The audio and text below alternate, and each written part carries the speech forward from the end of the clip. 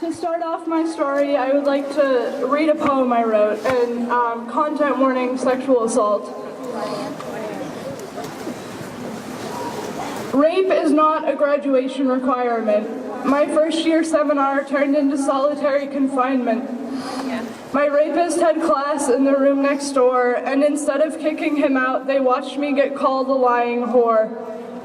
Northern Vermont University held an investigation, but this was nothing more than a 9-month-long accusation. When I received my Title IX findings, the results were binding. A drunken, flirty mess, but did she really try her best? Did you see how she was dressed? Just last month, I celebrated. A year had gone by. I went to a friend's house, and they began to ask why. I had all these hives on my chest, and it took me a while to determine which answer would be best.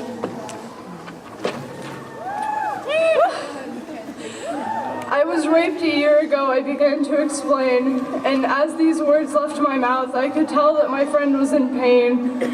As she began to explain, it had happened to her too. She was raped 4 days after me at NVU, and her assaulter remained unbothered just as I knew. Title IX is inhumane, and it forces survivors to refrain from telling their truth.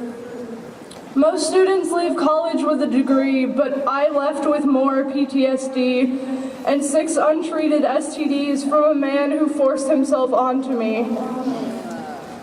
I didn't leave my room for a week. All my friends could provide was a critique. I mean, you did take off your shirt, but does that mean that I asked to get hurt?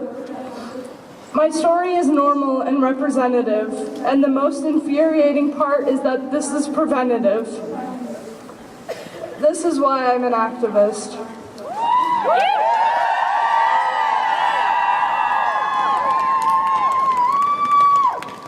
It's not because I've always been passionate or for the attractiveness of reform, but because being raped cannot be our norm. That's why I'm here. There are far too many people living in complete fear. It's 2019 and I'm saying me too, and there's nothing that I would redo. Me too.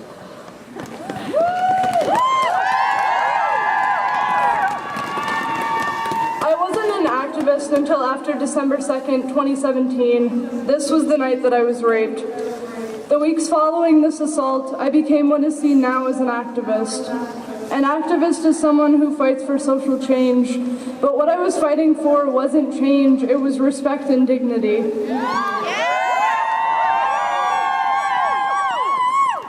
Respect and dignity should not need to be fought for, but they are the basis of almost every issue you will hear about today.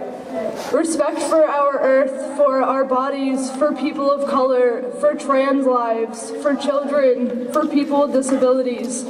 Respect is a human right.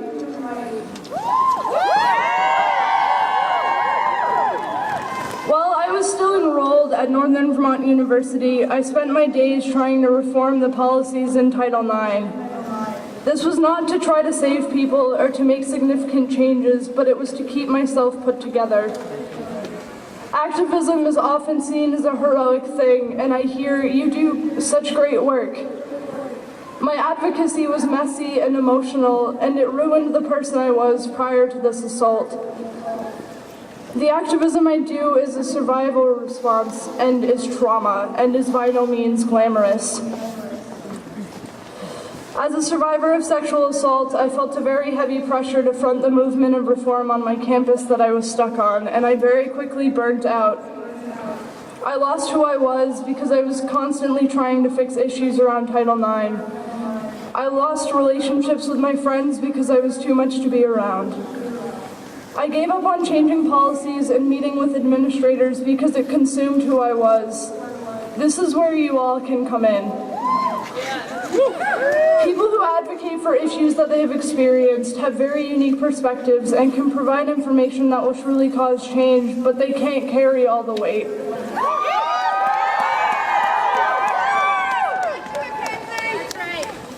Step in and have conversations about sexual assault or racial issues or LGBT issues, even if you haven't experienced them. Yeah. Understand that you don't have personal experience and have respect for those who do, but offer them space for breaks.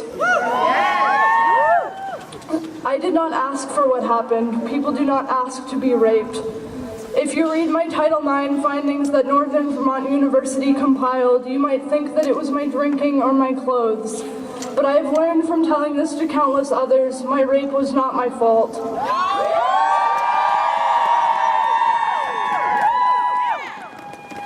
Without groups like Women's March, I would never get to voice my story. The key part of that is that this is my story.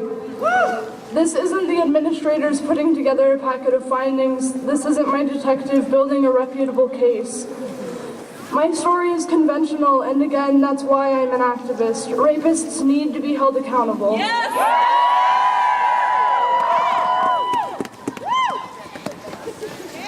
Sorry.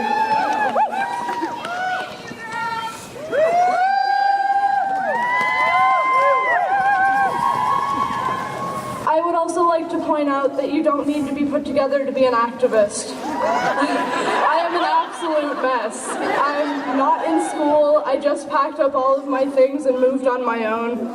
And I have no idea what I'm doing. But I know that activism is something that will be in my life whether I want it to be now or not.